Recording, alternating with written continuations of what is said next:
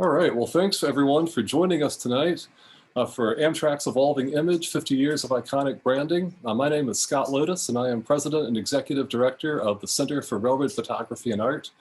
We've been offering these online presentations for about a year and a half now, and we're just delighted that everyone tunes in and seems to enjoy them so much. For those of you who don't know, the Center is a nonprofit organization based in Madison, Wisconsin. Our programs, in addition to presentations like this, we also have in-person conferences in times when that's feasible, and hopefully we're getting back there soon. We're currently making plans for our annual spring conference in April of this coming year in the Chicago area, so watch for information about that coming up.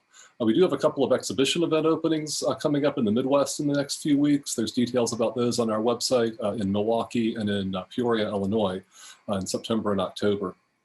We publish a quarterly journal, and our fall issue has just been printed and will be in the mail and hopefully out in your hands around the 1st of September or so for all of our members. We'll have details about that on our website too if you'd like to sign up and join, so you can make sure you get those.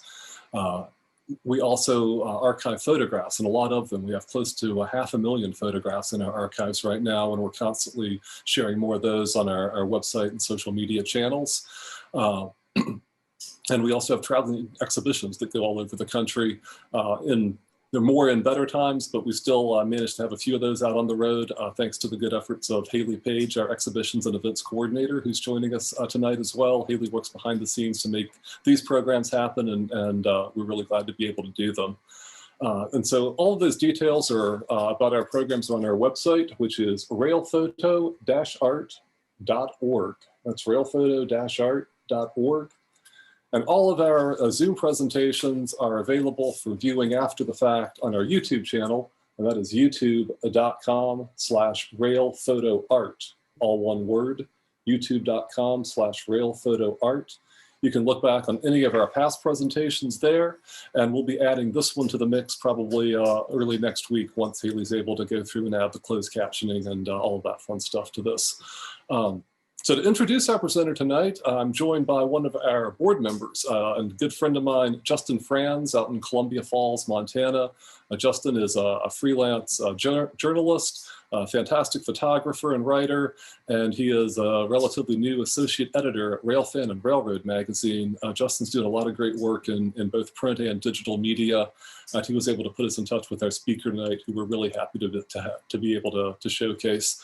Before I turn it over to Justin for the introduction, just a couple of quick notes on housekeeping. We'll be taking those questions at the end, and you can send those to us preferably in the Q&A feature. The things that go through the chat sometimes get a little bit hidden at the end. So if you can use that Q&A feature to send in your questions, Haley and Justin will be going through all of those at the end, and we want to make sure everyone has a chance to get their questions answered. So without further ado, Justin, why don't you introduce us to our speaker tonight? Cool. Well, thank you so much, Scott, for the introduction. I'm excited to introduce tonight's presenter. Originally from Auburn, New York, Matt Donnelly is a career railroader, joining Amtrak in 2005 after graduating from the State University of New York in Oswego. He's worked in field and corporate positions, including as a ticket agent in Syracuse and Rochester, New York stations, as a trainmaster in Washington Terminal, and product development, overseeing the Capital Limited, Cardinal, Silver Service, and auditing. He is currently Amtrak's brand communications manager based out of the corporate headquarters in Washington, D.C. Matt studied darkroom photography and has been published in various railroad industry publications over the past 20 years, including in the pages of Railfan and Railroad. I had the privilege of interviewing Matt earlier this year when I was working on a story for Atlas Obscura to be released in time for Amtrak's 50th anniversary back in May. And that story focused on the development of Amtrak's iconic brand and paint schemes that so many people in this country associate with passenger railroading. During that interview, we talked about the history of Amtrak's image, along with the challenges of creating railroad paint schemes. And you can find that story online, or you can sit back and enjoy Matt's presentation tonight about that very topic right now. So without further ado, Matt Donnelly. Thank you very much, Justin and Scott and Haley, everybody at the Center for Railroad Photography and Art. It is a true pleasure to be able to speak to you guys tonight. I'd also like to thank my leadership at Amtrak for granting me permission to be able to present. It's a very exciting time in Amtrak's history, with this being our 50th year of operation. We've got a lot of exciting stuff in the works, both for fans as well as for customers. And this is something that's near and dear to my heart. I've been a fan of Amtrak long before I ever worked for Amtrak, when I hired in 2005. And I'd like to see if I can get rolling here. So again, my name is Matt Donnelly. I work in the Amtrak marketing department. And in branding, a lot of people think, oh, it's just the colors and the paint schemes, and it is that, but it's a lot much greater detail. It's also how we communicate as a corporation. When you're dealing with a national company that's got thousands of people all over the place in different departments, one of the goals is to be able to communicate, whether it's internally or externally, to our audiences in the same style, in the same manner. So that those sorts of things fall under my responsibility, as well as other sponsorship, partnership, and licensing relationships with other entities. It's a very interesting job with a lot of different aspects, everything from signage at stations to working with other departments on new product rollouts. It's pretty fun. But something near and dear to my heart is livery and logos and branding. So getting right into it, Amtrak, for those that might not know, was created by an act of Congress, right, to continue running passenger trains. The railroads in the late 60s and 70s were wanting out of the passenger business. And essentially what happened is Amtrak had about 6 months from the time that the act passed till we needed to start running trains. That's not a lot of time to take over such a feat. And one of the initial names for Amtrak, it was going to be called Rail Pax, Pax being a industry term for passenger. It's an abbreviation, but fortunately, somebody came to their senses and an agency was hired. The name Amtrak was created. It's kind of a combination, a derivative of the thought, the phrase of, American travel by rail or track. And so that is an image of the very first timetable from May 1st, 1971. And in talking with former employees who were a part of the company at the very earliest stages, there really wasn't much more that had been developed in that time. There was a very small organization, maybe about 40 people on the payroll at the time. So there was a name and a logo. The main focus was getting the operation running at the time. And I had the great pleasure of meeting and interviewing this gentleman here, Ralph Dollinger, who was a charter employee of Amtrak, and he worked his entire career in the engineering and design group. And there's a video that we did on YouTube, on Amtrak's YouTube page, called Designing Amtrak's Liveries. If you haven't seen it, I'd encourage you to go check it out, because it's fantastic. Not only did I get to speak with Ralph, and he gives his firsthand account of what it was like at the very first days. He was actually hired before the first day of operation, the month prior, as well as a few other fantastic members of the Amtrak team throughout the history that have played major roles in the design of our equipment, including a gentleman by the name of Cesar Vergara, as well as Blair Slaughter. And it was really important to me to be able to document not only what they had to say, but coming straight from them. It was a true pleasure. But he said it was chaotic, and I can only imagine how chaotic that must be. It's kind of like, here you go, this is yours, you guys take it. And I've heard from many folks, including former CEOs of Amtrak, that it was expected to fail. Not many people believed Amtrak was going to last more than maybe 2 to 4 years. It was going to be a way for the other railroads to save face, to not have to be the ones to kill the passenger train. They'll create Amtrak and just let it die a natural death. And to the surprise of a lot of folks, and it's a true dedication to the hard work and effort of the employees of Amtrak throughout its entire history, that it is here and thriving and doing better than ever after 50 years. It's a really cool underdog story.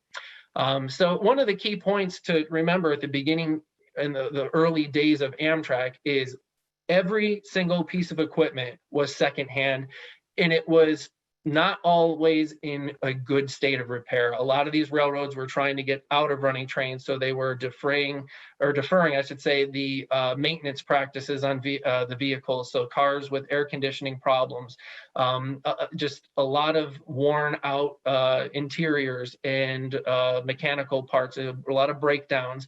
And Amtrak didn't have any of its own employees or facilities in the very beginning. It was all of the, what we call now host railroads, but the freight railroads had employees that were working as contractors for Amtrak. So that'd be the engineers, the conductors, and even the onboard service personnel. Every single person was a employee of one of those other railroads, but they were wearing an Amtrak uniform. And in the very first years of Amtrak, one of the first things they did was hire what was called a passenger service representative. That was the sole Amtrak employee aboard the train. And they were like the liaison with these other employees to keep everything going and to make the passenger experience a pleasant one, or as best as possible. So rolling into day one, which was May 1st, 1971, there was just one locomotive that was painted, and this is it. Number 4316, a former Penn Central E8, got an elongated version of the arrow, not too dissimilar from what you saw on the very first timetable. And my guess is it was, and from talking with Ralph, he said that the agency, Lippincott and Margulis, was handling that. It was probably just easy. It was almost a blank canvas, right? An all-black locomotive. And they put the logo on there for a press event on the first day of operations. And it wasn't until about a year later that Amtrak was able to sit down, design a livery, and start applying that to its other equipment. And this was a fun piece of artwork that was I found in the Amtrak archives of what could have been. This was obviously inspired from that first locomotive. And this, I believe, was a concept drawing for what ended up becoming the GEP30CH. Kind of wild.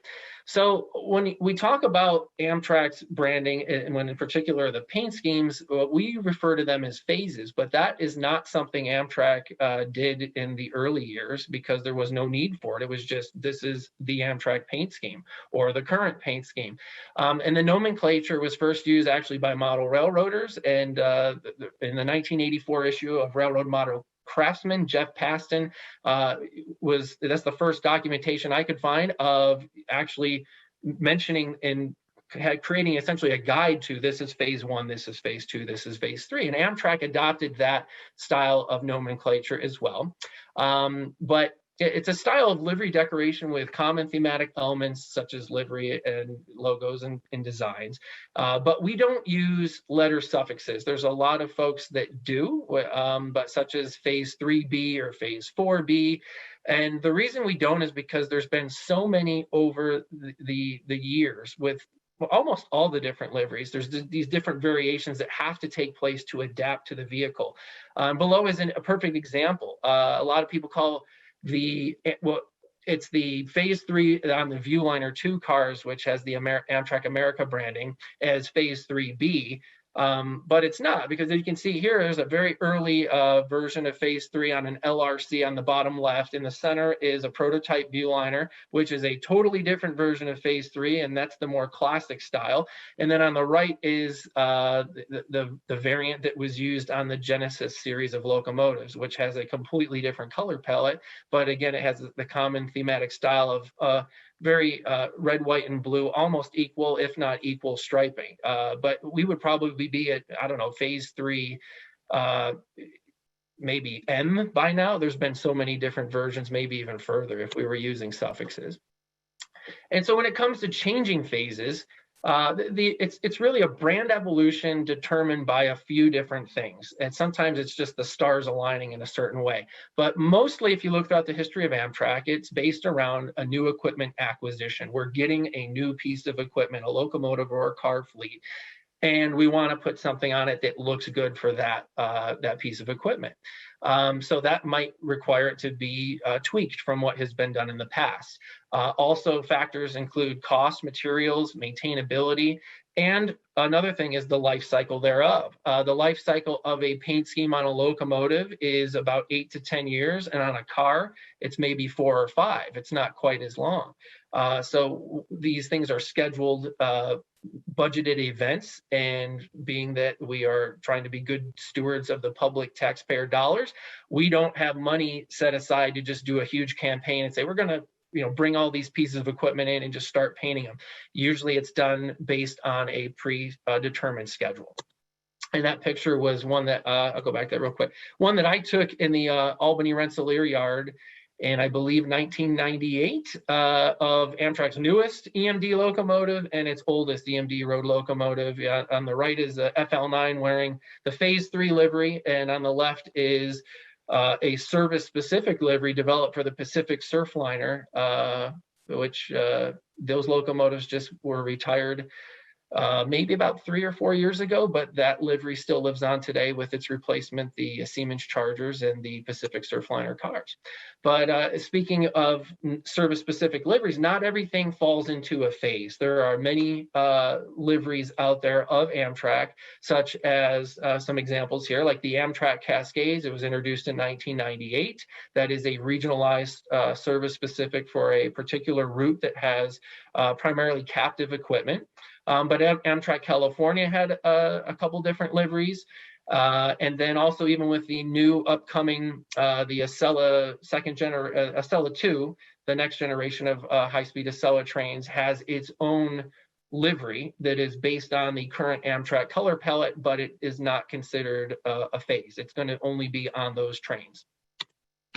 So let's get on into the actual phases, which is the primary focus of the presentation tonight, and we'll get into to phase 1. Again, introduced in 1972, a year after Amtrak started operations. They started saying, well, we're going to be around, it looks like. Let's start creating this identity and bring some cohesiveness to the trains, which previously had been decorated in a hodgepodge of different colors. I believe it was initially 13 railroads that donated, or didn't really donate, but they gave equipment to Amtrak, or they paid money to be relieved of the burden of it's funny, they viewed it as a burden. That is our primary business.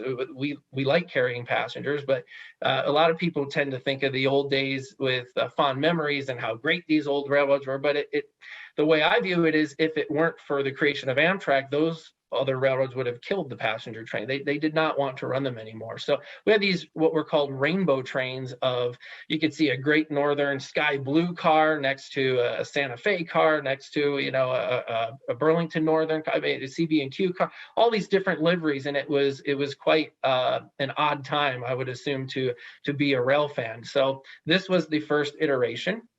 And the locomotives were referred to as bloody noses because they had this bright, high visibility Amtrak red nose, which was done because somebody thought that would be a good safety enhancement. Literally, that was the story behind why did they have red nose? Why wouldn't they just continue the stripes? So here's actually a marketing photo that was done in the 70s of a pretty consistent looking train that has a phase 1 locomotive and cars. And the cars featured striping, as seen here on this Amfleet 1 car, with an arrow, sometimes at both ends of the cars, sometimes only at one end, with a big red and blue stripe and white pinstripes in between. Moving along into phase 2, you can see that it was essentially a simplification of the phase 1 scheme. It was a natural evolution based on, again, we have new equipment coming, the E60 locomotives and the P30CH seen here. It is simpler for the maintenance. You have similar stock of material, whether it's the actual stripes and the decals that go on locomotives and cars. It's a more consistent look throughout the train. And they were also finding on the passenger cars that to exclude the arrow logo, because it often had to be abbreviated depending upon the type of car, in the given space toward the end of the car, it didn't always work out. Sometimes it was almost just the tails of the arrow that fit. And then sometimes folks got creative with skewing the logo, which is a branding no-no. So one of the biggest differences with the Phase 2 livery is that it doesn't have an Amtrak logo anywhere. It just has the word mark Amtrak on it. So looking at the time, how do these things play into culture? How does it play into advertising? It's a part of Americana, really, as Amtrak is America's railroad. And here are some examples of ads from the 70s. If you look in the bottom left, that's a familiar photo. It made its way onto a rental car brochure. Then you have Tony the Tiger with Kellogg's Frosted Flakes. There was a promotion that uses a sketch that looks awfully similar to the marketing photo I showed you to the P30CH. And there's some other examples as well of Amtrak's Phase 1 and 2 liveries in the earlier days. A few more examples. The photo in the bottom left, I believe, was taken from that same photo shoot that I showed you the other image of. And then the locomotive 418 in the top right, that is the same train, just a different shot that was taken to add into the sales program brochure. So then moving on to Phase 3, 1976 was the first introduction of Phase 3. And that was with the Roar Turboliner. But looking at this train, you can see it's kind of a unique adaptation. The train was painted all white. A lot of Amtrak's cars were stainless steel, so silver came to be a primary color, but for some reason white was chosen. These were steel train sets. They needed to be painted. They couldn't be left or they would rust. And a lot of the times Amtrak's train sets were painted white. And then the stripes had evolved and adapted to a near equal representation of the red, white, and blue, but it was all placed below the window band, so it would be a continuous stripe, not being chopped up by as many vents or windows at the time. But looking toward the LRC, this is a Doug Riddell photo, and we're delighted to have Doug be a part of the audience today. Doug took this at Richmond, Virginia. Here is a very similar representation of Phase 3, but you'll notice that it does have an equal red and white stripe now instead of having the red be a little taller. But it does mimic a lot of the feel that the Roar Turboliner had.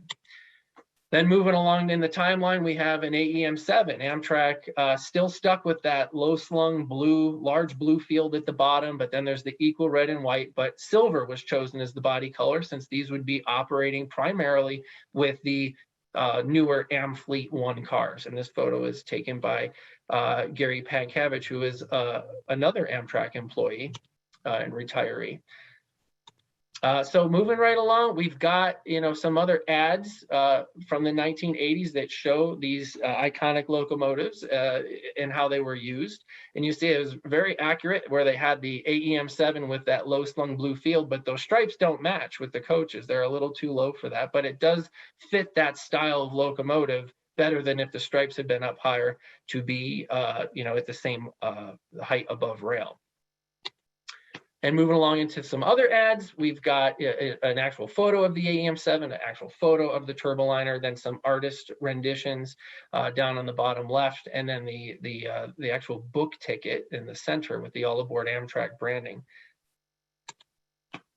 But the cars, it was considered at the time, Amtrak still had not adopted phases. Amtrak called this internally the 888 because the most common version ended up being this, is what you see here, that locomotive, the F40, as well as these mail cars and the baggage cars, and then all the heritage cars ended up getting equal 8-inch red, white, and blue stripes. And then he developed a system from there to be able to put the car numbers at the end of the cars. And on passenger cars, it would say what type of car, if it was a coach, a lounge, a diner, or a sleeper, because typically the boarding doors where people are getting on the train are at the end of the car. And it was a more customer-friendly approach than just to have the car painted up with, the branding, which was nice. And a lot of cars kept names that were originally assigned by predecessor railroads, whether it was a public figure in American history or named after a geographic feature. People didn't really know what that was, right? So the Phase 3 livery was an evolution that contained a customer benefit, as well as, again, with that consistency and the uniformity and the sake of having a supply of graphics. For instance, the white stripe on these cars is applied as a separate piece. The red and blue came as a stock one decal. They would just take that and apply it as like a big sticker on the car, and then they'd go over it with white, being that at the time, a 8-inch white stripe was a stock 3M retroreflective decal you could buy without it being a custom piece that already came with all three colors together. So it was a cost savings measure and also a safety benefit. But then you get into some other cars, and we talk about why we don't use A, B, C, and D and suffixes like that. These are all considered Phase 3, and they're relatively the same, but they're not. Superliners had a 13-inch red and blue stripe with the 8-inch white stripe. The white stripe, since it was reflective, was kept consistent between the cars. But even at this photo here on the top left of the Horizon cars, you'll see one on the right has the 888, and the one on the left has the Amfleet style stripes, which was bigger. But some of them ranged as small as 10.5 inches. It's whatever the window band area of the car would fit on some vehicles. And then we had the zigzags, what I call the zigzag. If you look at this train, somebody wanted to have some cohesion along the line. You have the F40s with the 888, you have a baggage car with the 888, and then typically on superliner trains, there would be a transition high-level car, which caused the stripes to go up to the superliner height, which were also, again, that taller, that 13-inch red and blue band. So that continues your flow. But for some reason on the lounge cars, the stripes zigzagged up to go through the enlarged sightseer lounge windows. Not sure why, but it was just a key feature of the time. And then another evolution happened within the Phase 3 era. Amtrak was looking at getting new motive power. The F40s were getting in need of either rebuild or replacement, and Amtrak was looking for new locomotives in a hurry. Amtrak at the time, around the late 80s, early 90s, had procured F40s from Go Transit, GP40 TCs. It ended up leasing GP40s that were truly freight locomotives that just had pass-through head-end power capabilities, just to be able to get trains over the road because it didn't have enough F40s in good working order. So GE had the -8 series of locomotives that had started to take off, and they were able to create a version that had head-end power capability, which supplies the power for lights and electricity in the passenger cars. But the issue was this was not going to be a cowl locomotive. It is a truly freight locomotive. It's boxy. It's got different types of components, whether you're in the cab section is a different width than the hood for the prime mover versus the compressor and radiators. Got all these weird geometric things going on. So the folks at the time, Blair Slaughter and Cesar Vergara, came up with this idea that this would be a good time to not put the 888 on a locomotive. Let's develop a livery that will work well with what we've got, but also dresses up this utilitarian freight locomotive. And what you see here is the result of that. And that kind of spawned an evolution in moving forward, because here we have a different red color and a different blue, which were purposefully taken to be derived from the American flag. The red has less of an orange color and the blue is more of a navy. And that was continued on into the procurement of what was the Genesis fleet of locomotives and the P40s, the P32 ACDMs, and the P42s. You had the same red and blue that was used on the -8, but it was, again, revised more in the classic styling, getting back towards almost what you see on the Superliner, but it's still a little bit different. And it was stylized so on the original Genesis order that it had a fade out stripe at the back. And that was on purpose because they knew that these locomotives would be running with equipment that was in traditional Phase 3, and they were looking to evolve the paint scheme yet again, but you're going to have this period of years before things got consistent again. So the fade out was meant to be a smooth transition from the locomotive to the rest of the train, knowing that it wouldn't ever be a perfect match. And so, during this transition period, it was quite common to see phases 3 and 4 together, as well as the original versions of phase 3. But this was a marketing photo done with the new Genesis locomotives and Superliner 2 equipment, which came right at about the same time, a little ahead of the Genesis locomotives, but the color palette was same, but the stripes were a little bit different.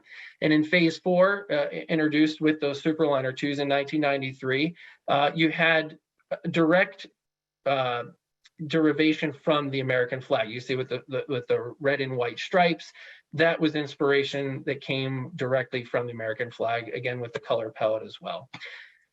And so the locomotives versus the cars sometimes would have different heights of blue stripes. Of course, those P40s there, this is a photo of AutoTrain at the Sanford terminal, had been delivered in phase 3 before there was a clear direction on where the cars were going. And as they would cycle through to get an overhaul and receive updated paint, that's when they would get phase 4, which does closer match the cars, but still not quite perfect. And then there was different variants too as well. You had this version of the P40, which did come delivered in phase 4, has a bit of gray on the nose as well as the roof. And that was during a time when Amtrak had strategic business units. The company had been split into 3 units. There was the Northeast Corridor, Intercity, and Amtrak West.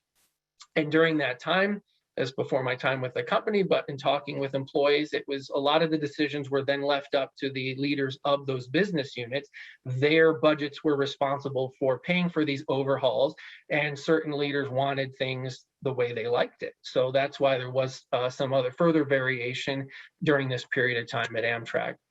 And then here's a close-up shot, a builder's photo of a Superliner 2, which was the debut of phase 4. And you'll see it has an 8-inch blue stripe with the tiny white and red pinstripes.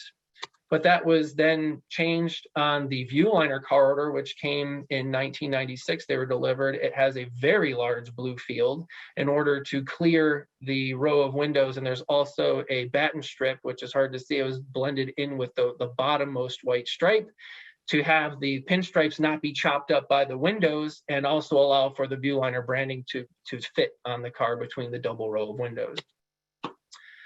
And then we get on into phase 5, introduced in 2000. Amtrak was going through a major rebranding at this time. It again was at an evolution where it was going to be getting new equipment, entering into the realm of high-speed train sets with the what became and is the Acela today. So it was looking to not only get new trains, it created a new logo. What logo we have today is called the Travel Mark logo, representing 2 rails extending over the horizon in the negative space between the 3 white pieces of the logo. And it created a new color palette all around this relaunch of the company and this re-envisionment of what is Amtrak. Again, a new brand for the company as well, with the name Acela and the Acela logo for these new trains. And there's a photo by Mitch Goldman, which really shows quite well how this livery is a big departure from where Amtrak had been in the past. And so was this train. The whole idea, whether you like it or you don't, it makes sense in that it was a whole new evolution of Amtrak equipment where it wanted to go. And the idea was to make a splash with the branding as well, instead of trying to force something that had been on the older equipment or designed and adapted for older equipment and forcing it to fit on something that was completely different than anything we had had previously. So one of the features of the phase 5 livery in its original form, which was for the Acela, was what are called mobiles.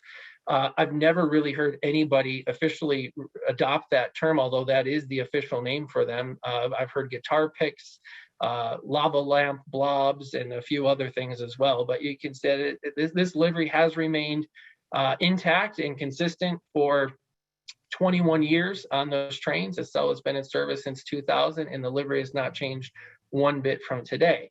But it did present a bit of a challenge when it came to conventional equipment. Phase 5 was then expanded into the P-42s. And the inspiration came directly from the Acela train sets. And a lot of people call this the Shamu or the Blue Wave. You see this dip towards the rear. And that was derived from, you can see it in this photo, the dip was originally intended to make room for the notch where the pantographs rest. But that was carried over. The designer that did this, which was by a design agency, carried that over. And then we had the cars. The cars were a derivation of the mobile shapes from the cars of the Acela train set. But as you can see, it was very challenging to fit that on the form factor. You have a vehicle here that instead of being smooth-sided, it's got the ribbing or the fluting, and really the main decoratable area of the car is what we call the window band here. It's not quite the same as on the Acela. So that only lasted for about 2 years. And you can see the advertisements, some of the advertisements from the times, again, is a consistent theme. A lot of times the train ends up either being through a photograph or artwork in the advertisements. But it led to the next evolution rather quickly within 2 years to go to what we call phase 6. And that was because at the time, the CEO, David Gunn, said, go back to the old scheme. The phase 5 livery for the conventional fleet had only made it as far as the Am Fleet 1 cars, and it made it onto, I believe, 1 heritage baggage car.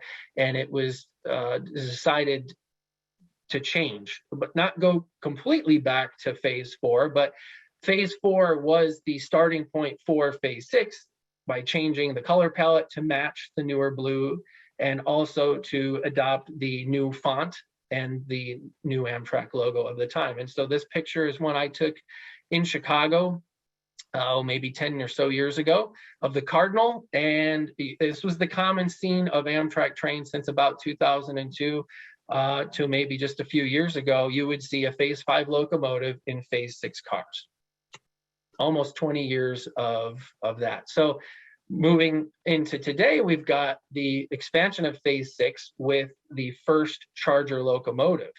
Again, we had a new procurement on hand, which started several years ago. And we knew we wanted to do something big with these locomotives. We didn't want to just put the old livery, which was kind of, once you put it on this locomotive, being that you have all different set of obstacles and challenges, such as these large vents and grates. The phase 5 livery, as it is on most other locomotives, wouldn't look quite as spectacular or as inspiring as we wanted it to be. And we wanted to also use this opportunity to bring in a little more color. Primarily the phase 5 locomotives is silver and blue. And this was a way for us to bring in more red. One of the other things, which is of course a challenge of trying to do all this, picking a new paint scheme for a new locomotive is an entire project in and of itself. This was designed in-house. I was part of a very talented team of folks at Amtrak in the industrial design world, the rolling stock engineering department out of Wilmington, as well as marketing representatives. And, we created this to work with the locomotive, but we had a few challenges. One of those was we knew that we wanted a new nose. One of the requirements was for the maintainability is to have a detachable nose cone so we could save on time and labor when we needed to replace that. So on the bottom is a picture of the standard Siemens offering of the Charger nose. They also offered one which a lot of folks may be familiar, that's in use on Brightline, that has an enclosed coupler with a nose cone, which would not work for Amtrak's operations. We oftentimes use 2 locomotives, and we need to be able to have compatibility with freight locomotives and other types of cars and locomotives. So it just wouldn't work for what we were doing. So our team was able to work with the designers at Siemens, and we created the nose in the picture above, which was to be more streamlined. This was going to be the new face of Amtrak. I did a presentation to the folks at Siemens and showed them examples of how iconic these locomotives were going to end up being, just as the F40 was and just as the P42 has been. It's going to be the new face of Amtrak for likely 20 or more years, and we needed it to not only function well as far as the ease of maintenance, but we wanted it to look good, and we wanted it to have safety improvements and enhancements as well. And one of the added benefits of doing this, we were able to move the ditch lights lower to create a greater triangular pattern of light instead of having them up quite as high, almost nearly at the height of the headlights on the stock version, I'll call it, of those locomotives. So we created the Phase 6 livery knowing that we had to get a paint scheme out there. Siemens, the process of building their locomotives, they paint car bodies early on in the process before even final assembly, and they needed a paint scheme in short order. So we knew it's not where we wanted to be. We were looking, especially with having on the horizon was going to be an order for entirely new train sets to replace the Amfleet cars. But it was so far down the road that we didn't have all the information we needed, and we want to design that livery well for those new vehicles while working well for the old stuff. So we created 6, which will be on locomotives 301, excluding, because 301 is a special 50th anniversary locomotive, but 300 through 308. I believe it's 309 will be the first in Phase 7, which is going to be coming soon. And why are we doing that? Well, we have all this new equipment. Like I said, not only do we have the 75 new chargers with options for dozens more, we've got the new order for train sets, which will be integrated sets with cab car, coaches, food cars, and diesels, and hybrid with electric operation. A lot of different options that are coming, right? We didn't really know, and that's still all being worked on now. So we didn't want to just rush in to say, this is going to be Phase 7, and we'll just force it to work. That wasn't part of the plan. But we were able to get the design completed for the Charger locomotive, and we're working on it for not only those new train sets, but the older cars. And we've introduced two-tone blue. So on the top, we have the traditional, which has been Amtrak's blue since 2000, but also the dark blue on the bottom. We're bringing back more of Amtrak's traditional red, the same red that we've had since the days of the Bloody Nose locomotive.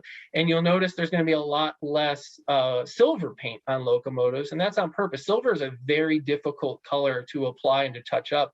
And when locomotives aren't quite in need of an entirely new paint job, but they do need some TLC, having a non-metallic color will be able to help with keeping hopefully a better look. And this is what Phase 7 has been designed for the first Charger number 309.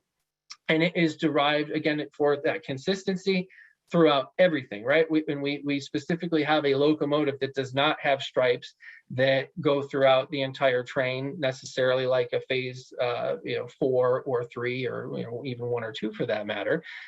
But we wanted to also be true to the brand and work with the form factor of the engine. One of the key things we did with this was design the graphics to avoid pain points, those being vents. Siemens offers vents in one color. That is something we needed to work around, because having a color break or chopping up the livery has been something Amtrak's done since the days of the Turboliner, with having those stripes be below the windows.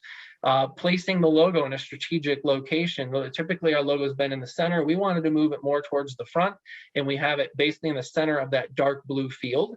While also keeping in mind operational concerns. We've added road numbers at the front of the locomotive as well as the rear in a large size, so it's easy for our operations personnel to be able to keep track of equipment that's coming in and out of our facilities, and to identify the equipment, as well as safety features like using reflective decal for white and other features. And then having the bright red on the front really makes the locomotives we've seen so far as the 300 with the Phase 6 is very similar from a front view. It stands out really well. So we feel like this is a culmination of a lot of different concerns, a lot of different voices in different departments, a lot of different creative minds, and coming together with something that we feel like will then also be able to be adapted to our other locomotives and our other cars that will remain part of our active fleet. So eventually, as those cars are scheduled and budgeted to go through livery renewal, everything will be getting a livery that matches this color palette. But as far as how we adapt it to those other vehicles, you have to wait and see. One of the things that I was able to dig up in preparing this presentation was a sketch that I had done. You can see it's got the original nose. We didn't even know at this time what the nose was going to look like. So it's really hard to be able to design something when you don't know the shape it's going to be on. But it's really, I found it ironic. I'd forgotten how close I had come with just a pencil sketch to where we were with going back to phase 7. You know, those curves are derived directly from the curvature of the rails in the logo for the travel mark. So it was kind of interesting that I was looking at more towards the front, and I really like with what the team had come up with by moving that away from the vents and, you know, creating more space to separate colors and all that stuff. It's a very unique process. And then moving on into today with the 50th anniversary, you know, that was a whole nother fun project in and of itself, to be able to celebrate not only the past, but also the future, where Amtrak's going in a whole bunch of different ways, and also to try to, you know, how do we outdo what we did for the 40th anniversary with having the different heritage paint schemes. So our plan, which is still in the works, we have all but one of these locomotives have been at least released. They're not all in service yet, but the Dash 8 Phase 3 in the center on the right is in the paint shop now, getting its final touches, and should be coming out in the coming weeks. And that will complete all 6 of these locomotives. So the midnight blue on the top left was inspired by that dark blue color that will be on Phase 7, and that is already in Phase 6. It's been a accent color of Amtrak's color palette for the past 20-something years, but it's been sparsely used. We thought it would be a really cool thing to, you know, have a very like a simplistic design that honored the shape of the locomotive. We have a white pinstripe that carries along, you know, the facet of the nose, as well as having a super graphic for the 50th anniversary and the theme of connecting America for 50 years. We were able to really have a great contrast with that. And being that this color is, you know, a very dark blue, it's a midnight blue is the name of the engine, is it's dedicated to all the employees that work around the clock to keep Amtrak moving, not just on our trains, but in our operations facilities and our dispatching centers. And even our partners at our host railroads that help play a part in keeping America moving and Amtrak's trains across the country 24/7. And then down below that is the Phase 5. It's our traditional paint scheme for about the last 20 years or so, with the 50th super graphic. And Phase 1, of course, Amtrak's first phase, the prior locomotive number 156, which we had for the 40th anniversary, was unfortunately involved in a grade crossing collision and is out of service. So we wanted to be able to replace that. And looking towards the future, we wanted to do a Phase 6 version for the 50th on a P42.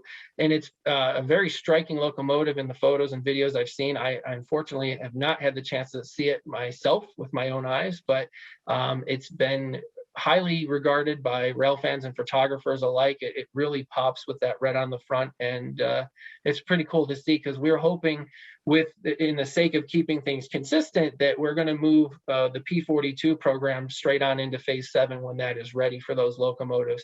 So we won't be introducing a whole bunch of Phase 5, 6, and 7. We'll just, you know, be dwindling that fleet over the coming years as the new chargers, which will be the replacement for those, are coming online. But then also, again, for a Phase 3 representation, we've already got Phase 3 in the classic 888 livery on the 145, which was a 40th anniversary livery. So we thought about, you know, what should we do for that? There was a couple ideas floating around. Could we do the as delivered with the fade out stripe? Yeah, but man, everyone really seems to have an affinity for the Dash 8 Phase 3. A lot of folks call it the Pepsi Can Livery. And, you know, those huge colors really adapted well. Actually, it was really cool. Blair Slaughter, the guy that designed it for the Dash 8, adapted it for these locomotives, and it was a really fun exercise to do. And we're all looking forward to seeing how that actually comes out, rolling out of our Beech Grove facility. And all those locomotives here, except for the day one in the bottom right, were overhauled and painted and designed in-house by Amtrak's crews and staffs, which is, again, looking back to the day one of operations and what Ralph was talking, there was nobody. There were no facilities doing paint work. There was no facilities doing any mechanical work whatsoever. It was all the prior railroads doing work under contract.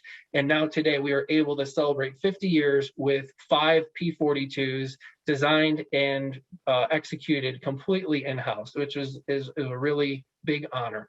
And then, of course, the day one livery, one locomotive, the number 301, chosen specifically because of being the day one livery for the first day of operations, which was a one-off, is in Wilmington and undergoing testing, and hopefully will be entering service before the end of this year.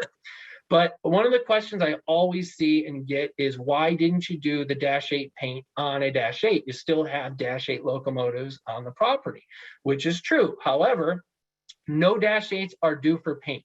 One of the keys to being able to do 5 P-42 locomotives in planning all this in the height of a pandemic, when we had to unfortunately go through furloughs and downsizing, was to use budget dollars that were already going to happen anyway for paint events. The only difference was when we ordered the paint, we changed the colors.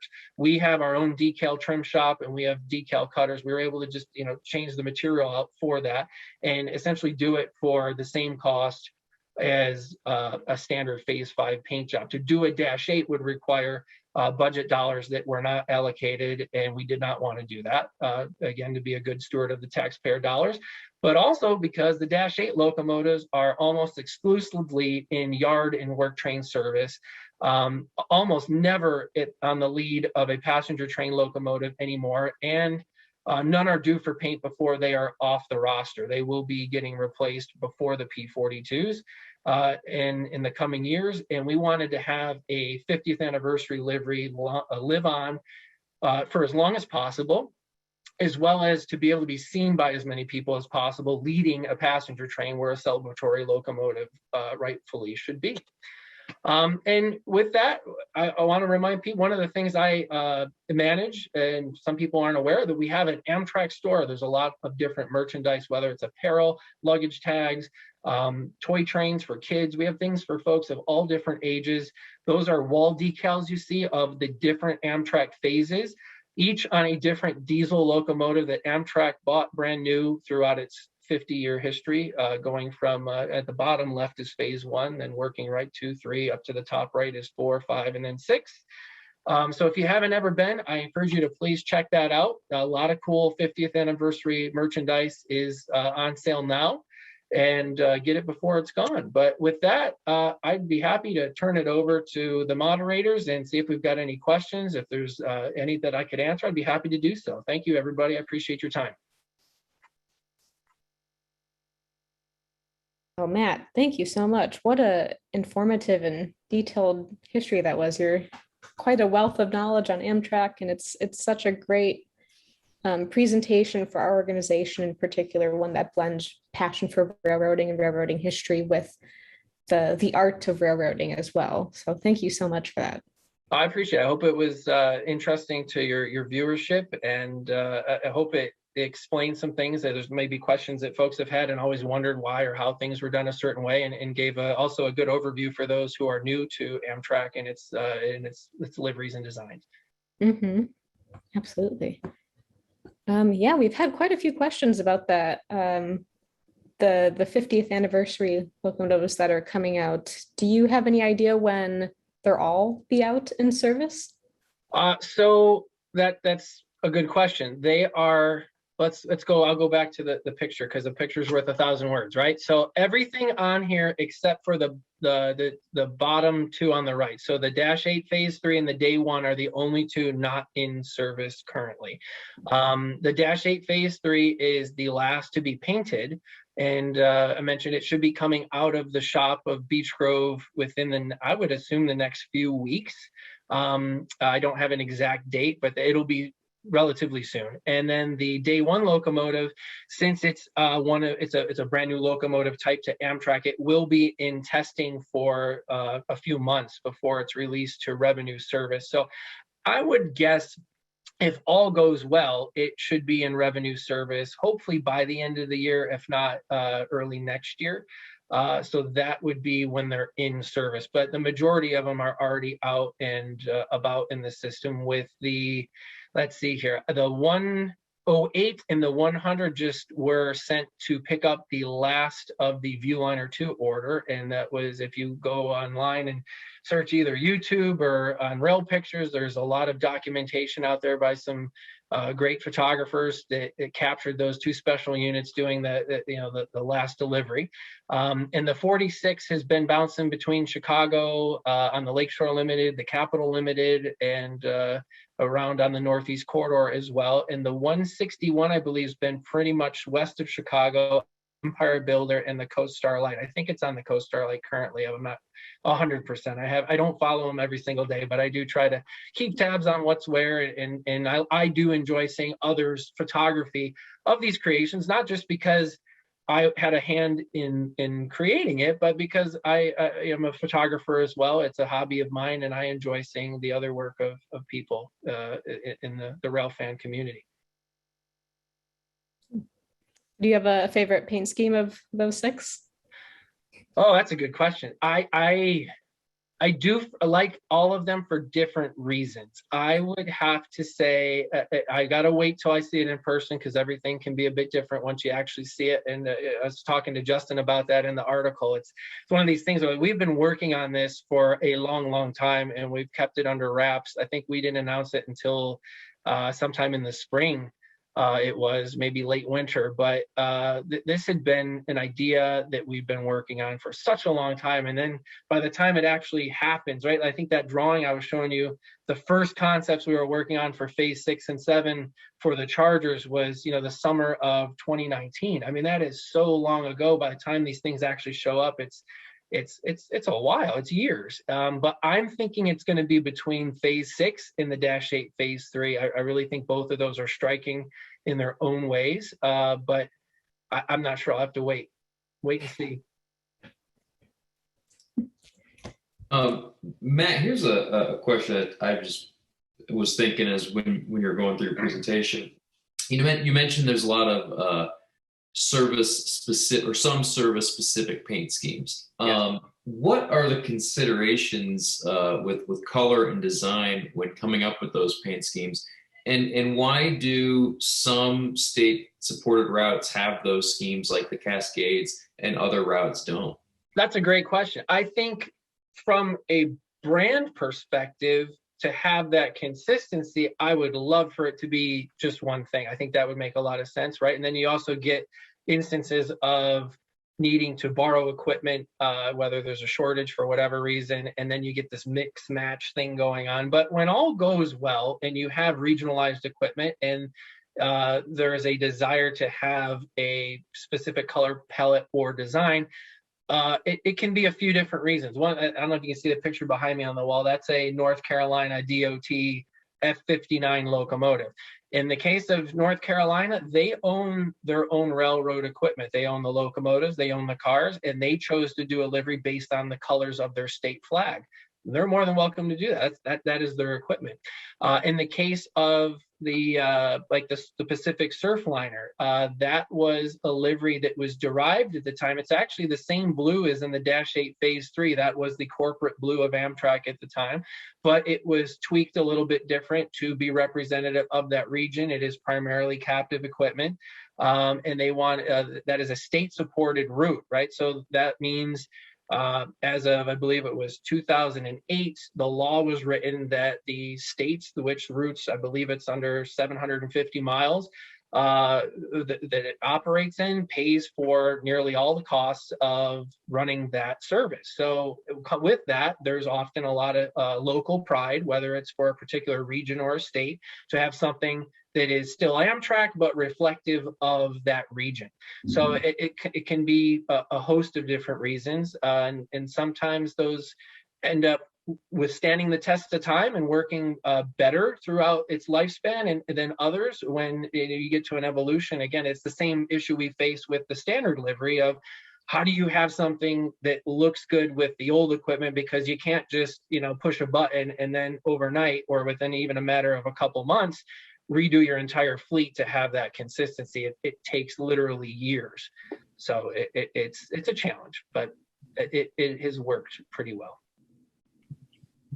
And maybe another thing, I remember you talking about this when I talked to you for the story analysis obscure. Maybe talk a little bit about the considerations of using darker colors on certain parts of the locomotive to try and hide, inevitable road grime.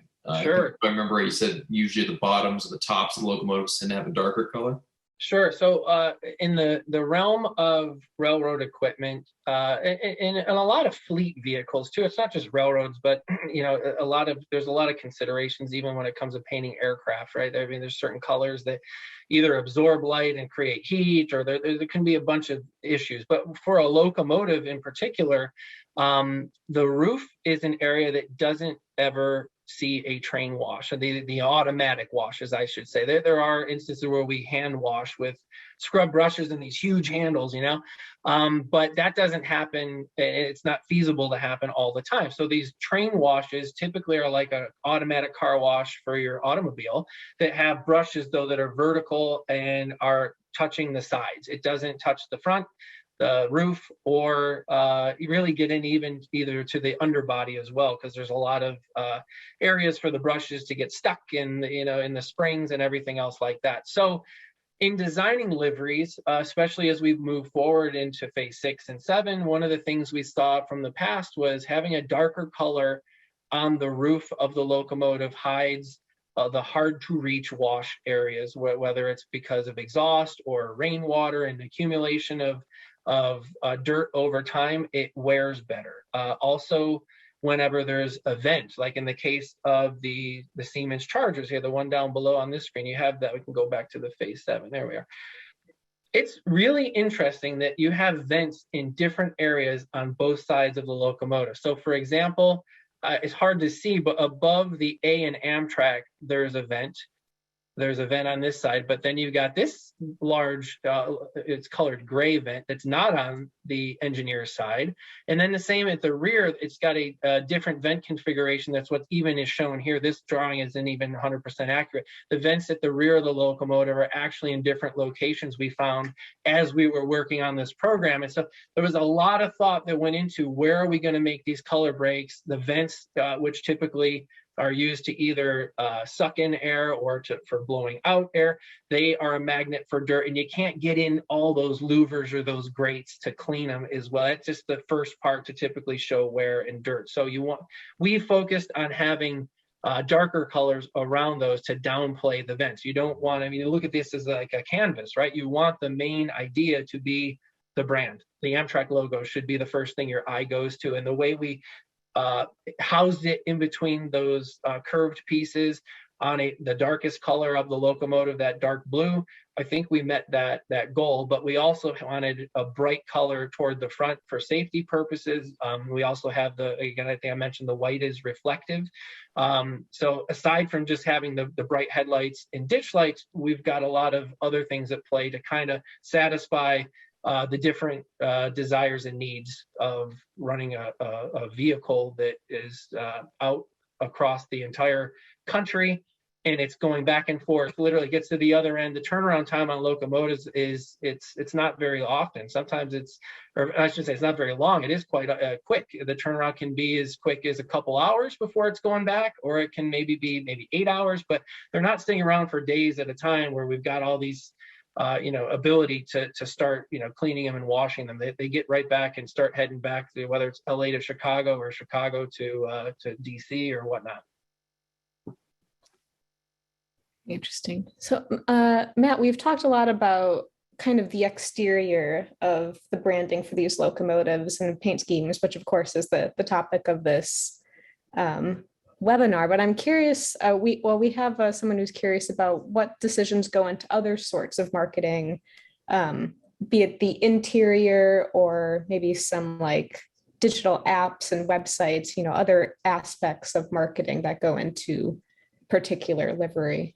Sure. So, it's different. So it all rolls into the marketing world, right? So my area in branding, I get to work with different folks in different areas of the company. So when it comes to the exterior, I'm heavily working with part of our mechanical department called rolling stock engineering.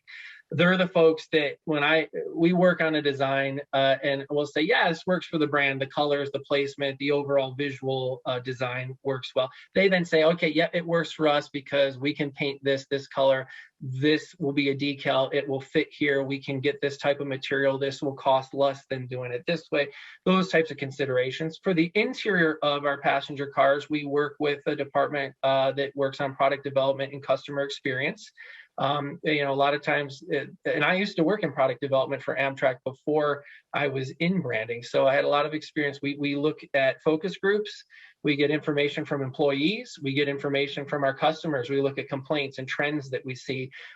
We look at, we take observations and rides to see what material is holding up better, what is easier to clean, what is wearing best, what is comfortable. And we try to take all those concerns and come up with something that works best for all of them, trying to check as many boxes as possible. And then I think you mentioned as well as the app. So we have a part of the company called our e-commerce portion of marketing that works on the website, as well as mobile apps and development. And everything that we do in the company, there is typically a brand style guide, which will dictate fonts.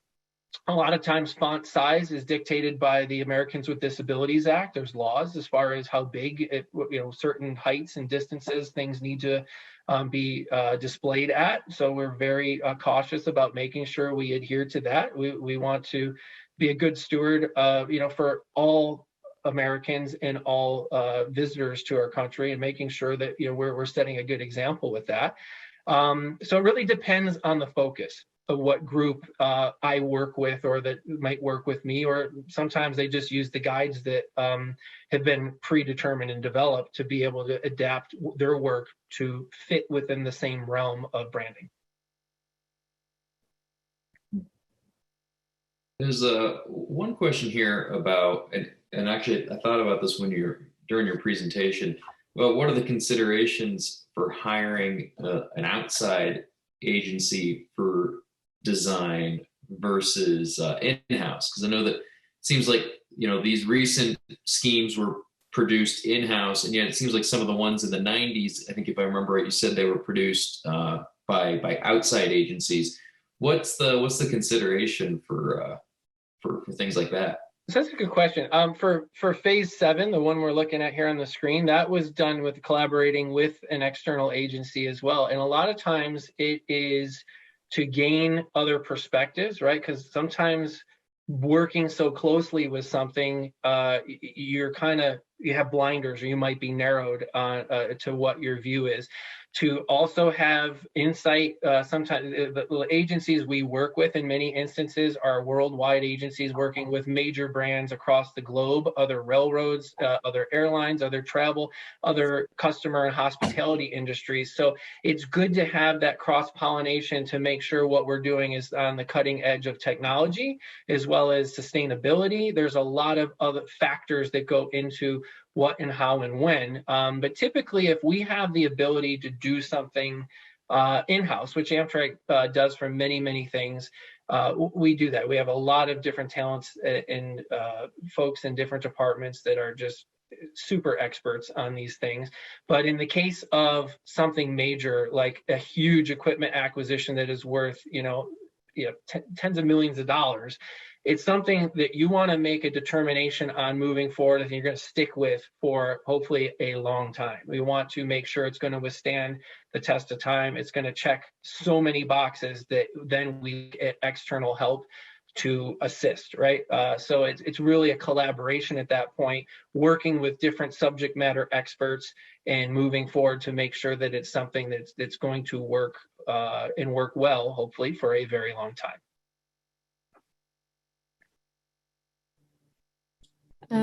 We've got a few more questions Great. that have been sent in from the audience. I'm not sure if this is within your purview or not, but someone is interested in why Amtrak doesn't post their regular timetables on their website, and they have like an online planning tool, but not the like a printable PDF version of the timetables? Sure. I mean, it's outside of my area of expertise. So I'd say, I mean, it's really way off from the world of branding and liveries, but I believe the plan is for digital timetables to roll out sometime this year, but I can't really speak to that because I'm not involved in that program, but I would natural evolution as far as technology and things that are available, as well as resources available to do what we do.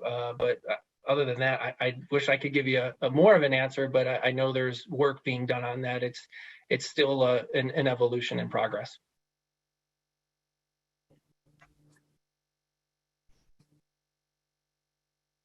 Let's see.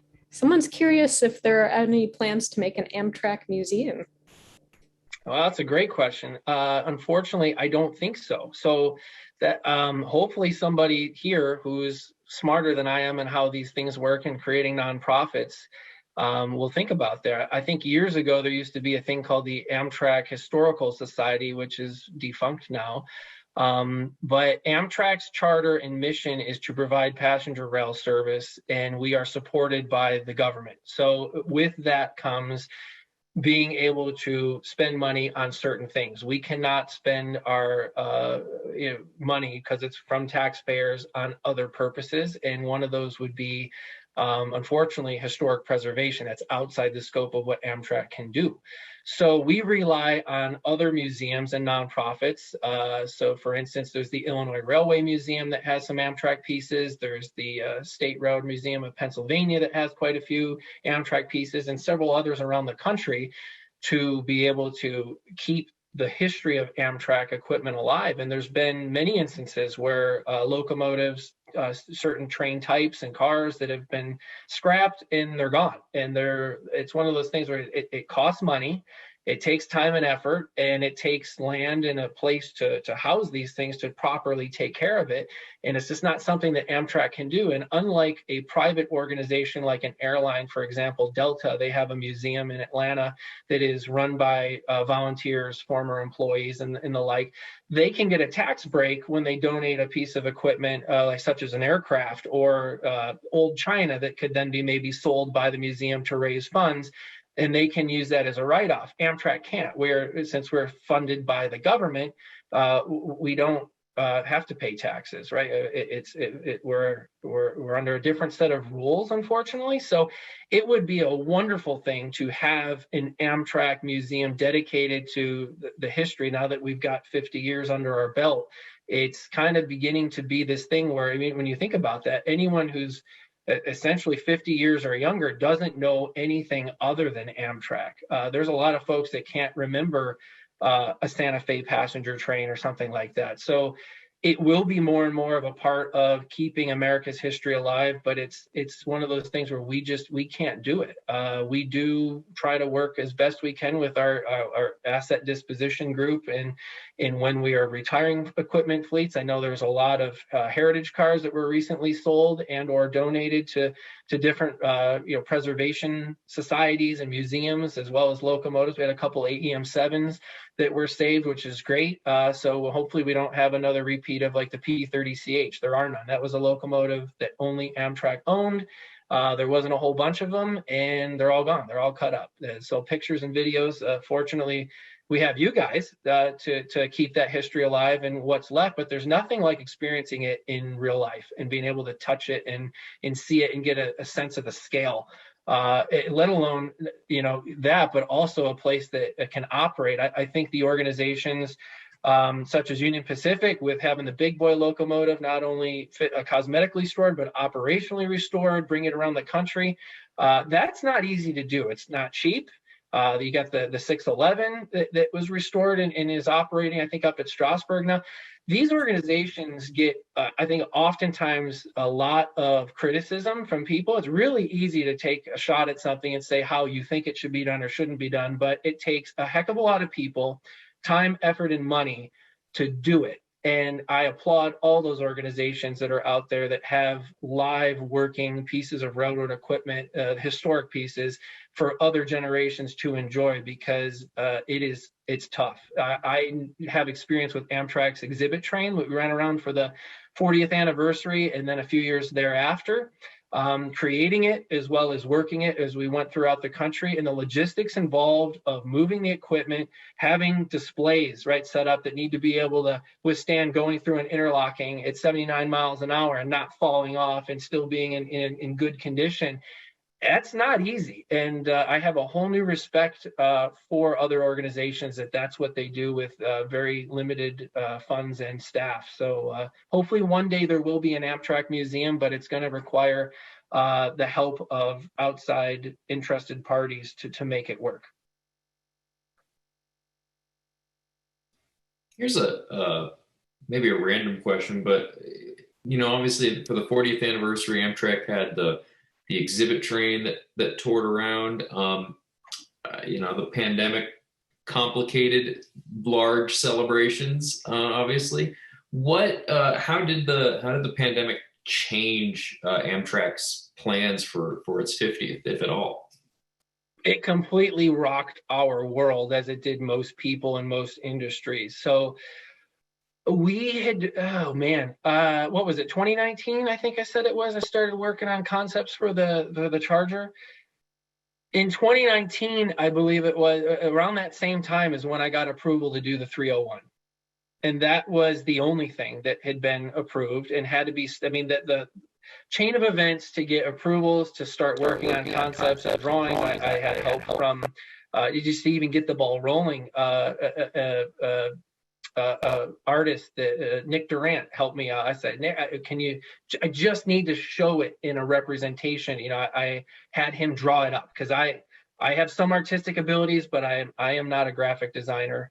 And that was instrumental to just get that going, because with the process of new locomotives and equipment and ordering that, to order material, to order parts, to get drawings for that. It's not as simple as, you just take this drawing is an overall view that we're looking at right now.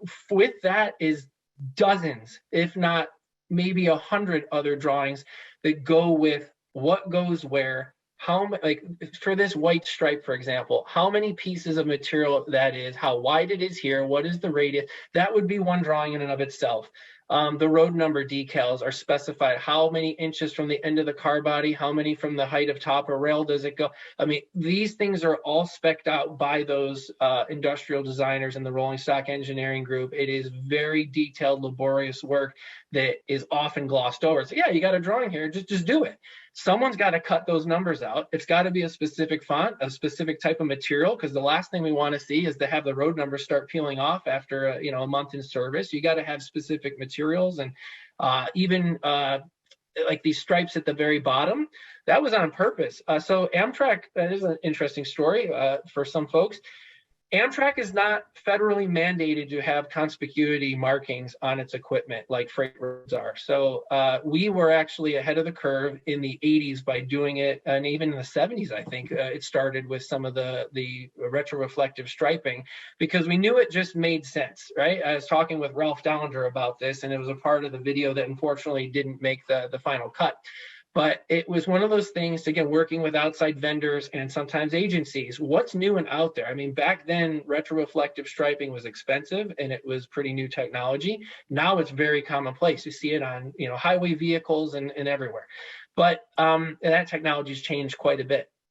So Amtrak, by doing so, we have a red sill stripe. Red is not part of the requirement. It can either be white or yellow. But we're not part of the requirement. So we have it is red, and we have a lot of other reflective properties on our passenger cars as well. So that's why we don't need to have it. Now, where we went with a dual colored sill stripe is for having that flexibility. We do have locomotives that are not considered passenger equipment in the eyes of the law, right? So like a yard engine, for instance. Those need to have white. So we figured, hey, let's do it with both red and white. So that way It'll meet the requirement if it is a requirement for those certain pieces of equipment, but the passenger equipment will still match, right? So it was one of those taking into account what needs to be done, what makes sense for safety's purpose, and then doing it in a way that's consistent. And the benefit of that also is now we're going to move toward one sill stripe component, right? We won't have to start having one type of material for passenger equipment versus yard equipment and all that. It consolidates. So, yeah.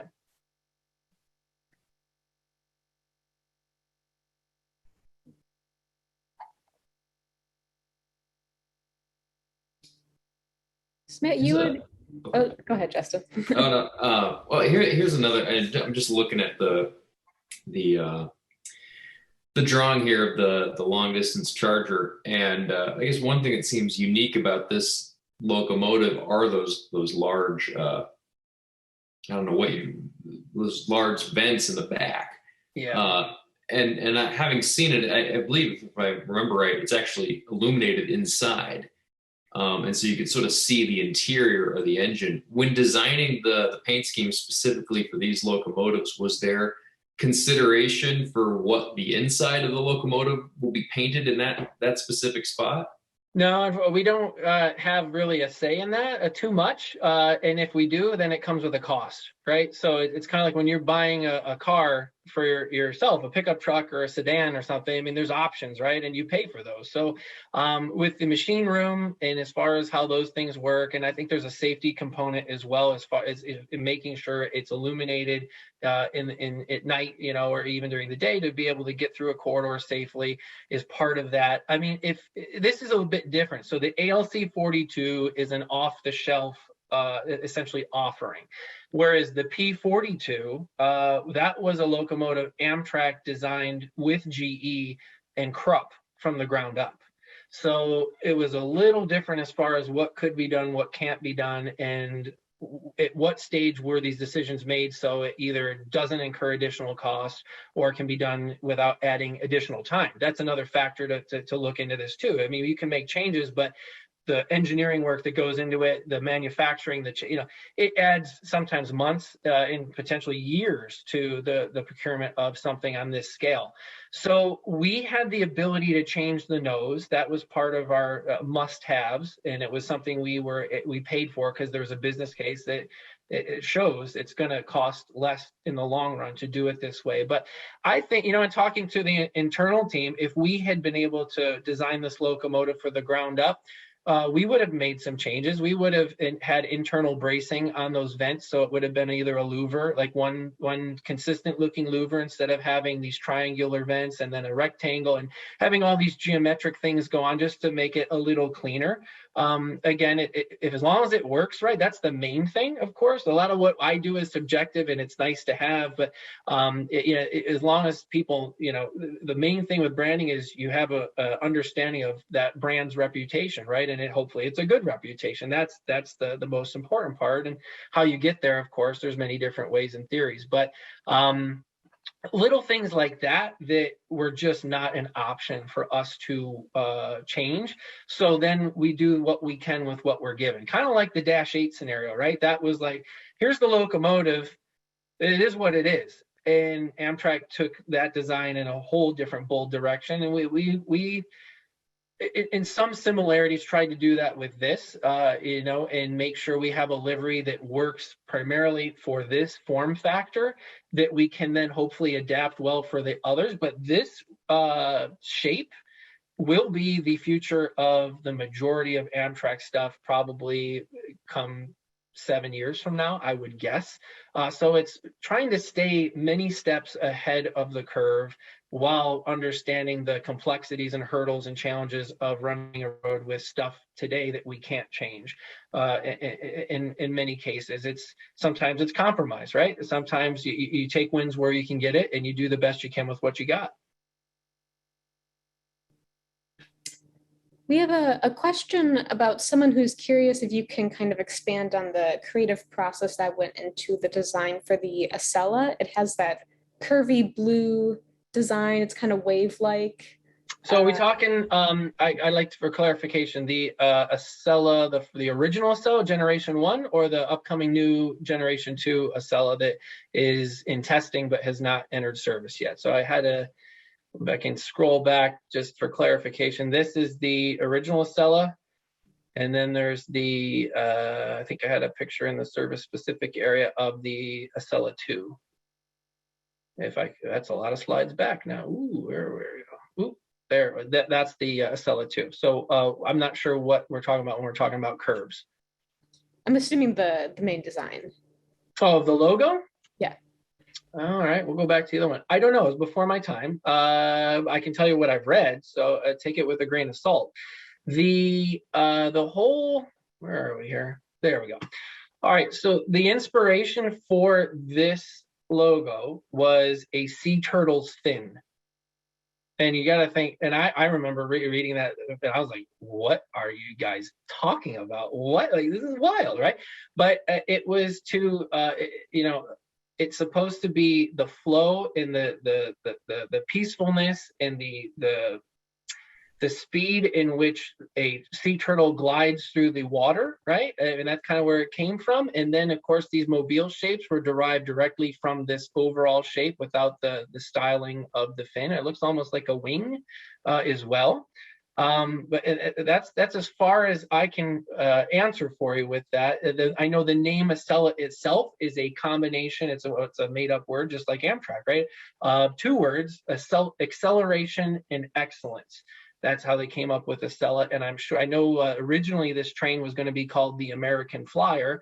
There is an ad and there was a poster for it, you know, the original debut before things were finalized and determined upon. But that was part of design with an agency and focus groups and a lot of effort that went into what and why and how and way back when. And it's worked. I mean, whether you like it or not, it's in pop culture. When there was the Acela primaries in the political world, it was funny to hear broadcasters from other regions of the country botching the name Acela, calling it the Acelia, the Acola, I mean, all these different names that no one in the Northeast was really familiar with. But it's like I said, like it or not, a brand that has made its impact and mark in the timeline of passenger railroading. That's for sure.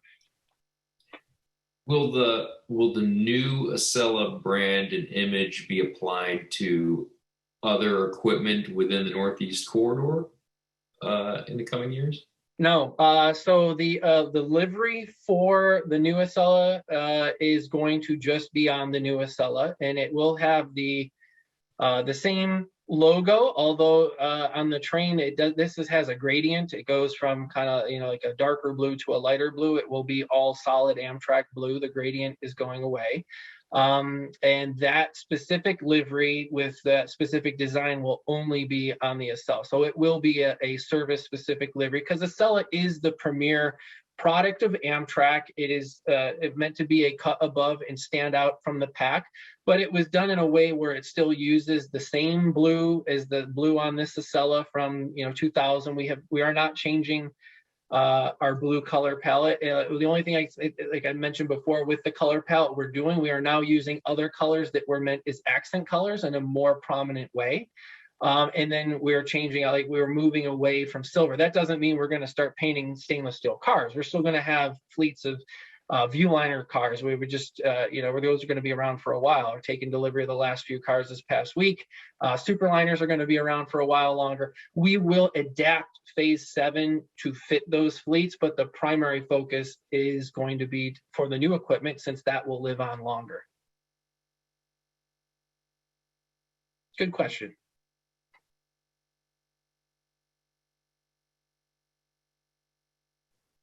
So maybe the last question, I think, going back to these new Charger locomotives, as they're entering service, have there been any sort of showcase events, or do they just casually enter the fleet? So not yet, and we can't, right? COVID, there's still the restrictions with COVID. So again, it kind of was a question with the 50th anniversary, and I was kind of vague. I just said it rocked her. Well, it really did. So the planning, the thoughts of what should we do, what could we do, started a couple of years in advance. And then we started getting, serious just before the pandemic about whittling. It's like a funnel, right? You kind of just work with a big brainstorm cloud and you kind of, whittle it down to things that we think will work well and we want to do.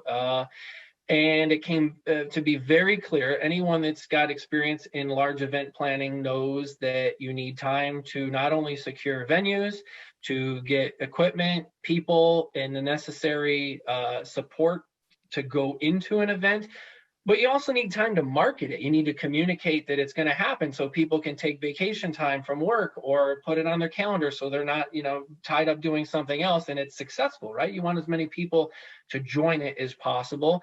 And it became very clear that was not going to be a possibility with restrictions being grossly different from one jurisdiction to another as far as what was allowed, what's not allowed. And obviously we wanted to do the responsible thing where we don't want it is painful as it is to have a 50th anniversary, such a huge milestone during a pandemic, and not be able to have a big party, essentially, right? And have people come enjoy the new equipment, see it firsthand. I mean, that was our wish and our hope, but it just wasn't possible. So the next best thing was to expand our idea of doing heritage liveries, because at least that's something folks can enjoy from afar. If they're on a trip, you might see it. I mean, it's something that will live on for many years to come to commemorate this. And there's a lot of folks that, I'm sure you've seen, whether it's through photography or YouTube channels that document this stuff, and we can share it socially. Thankfully, our world has grown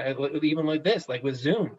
Children are doing school on Zoom, elementary school kids, which would have been unheard of 5-10 years ago. People would have laughed at you if you said that's how the world was going to be. So we wanted to, and I don't know what we will be able to do in the future.